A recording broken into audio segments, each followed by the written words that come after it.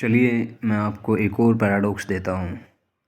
मेरे गांव में एक आदमी है जिसकी उम्र 55 से लेके 60 के बीच में है।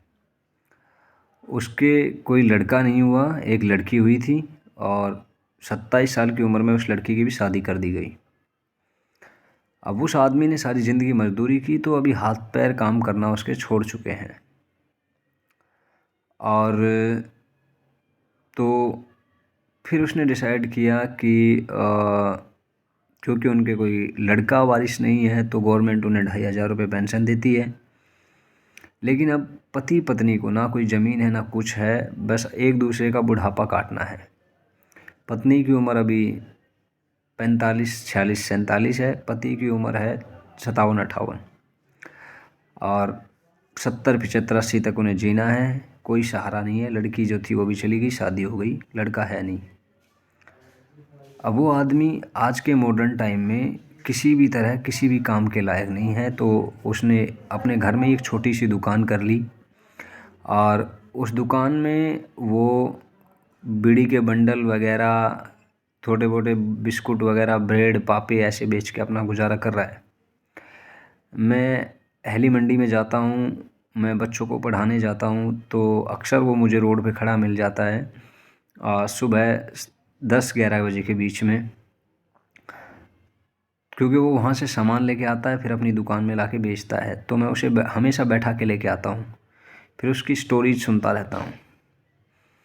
उसकी स्टोरी सुनने के बाद में मैं थोड़ा कंफ्यूज हूँ कि उसे फ्यूचर में क्या करना चाहिए। 2,500 पत्नी को पेंशन मिल जाती है क्योंकि कोई लड़का वारिस नहीं है देखभाल करने के लिए। 1,000 वो भैंस का दूध, बकरी का दूध बेच के कमा लेते हैं महीने का, टोटल हुआ 3,500।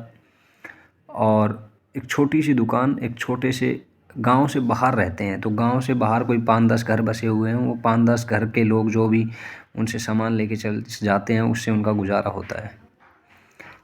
मेरा क्वेश्चन ये है कि उनका फ्यूचर क्या है। आदमी निहायत ही शरीफ, भोला भाला, अ जेंटलमैन बाय हार्ट। और अगर वो फ्यूचर के बारे में ज़्यादा सोचने लगे तो वैसे डिप्रेशन में चले जाएं। हमारे देश में इसी तरह का लगभग 80% नहीं 60% या 50% तबका है जो चाह के भी कुछ नहीं कर सकता और अपनी ज़िंदगी को हमेशा, उनसे पूछा जाए कि भाई आप सोचते क्या हैं 5 या 10 साल के बारे में, तो कहते हैं कि भगवान सोचेगा, हमें क्या सोचना है। यानी कि इतना ज़्यादा ऑप्टिमिस्ट और इतना ज़्यादा सकारात्मक होना, या फिर ये कह दीजिए कि उनके पास सकारात्मक होने के अलावा कोई ऑप्शन नहीं है। ये एक तरह का पैराडॉक्स है हमारी सोसाइटी में, जिससे 40, 50, 60% लोग ग्रस्त हैं। या फिर खासकर वो लोग जो शादी करते हैं लेकिन उनको लड़के वारिस नहीं होते, बच्चियां होती हैं, बच्चियों की शादी हो जाती है फिर, और बच्चियों की जहाँ शादी होती है फिर बच्चियों के बेचारी के हाथ में कुछ नहीं होता, अपने माँ बाप की देख रेख कहाँ कर पाती है। हमारी सोसाइटी इतनी डेवलप, इतनी अच्छी कहाँ है, हमारी तो गंदी सोसाइटी है। फिर वो बेचारे बेसहारा हो जाते हैं।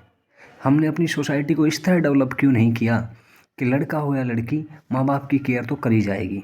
या तो गवर्नमेंट ठेका ले लेगी, गवर्नमेंट विल बी मतलब care will be taken of by the government, government देखेगी। या फिर इस तरह से सोसाइटी को ढालना चाहिए था, लड़की और लड़की, लड़के वाले के माँ बाप हो तो भी केयर होगी, लड़की वाले के हो तो भी केयर होगी।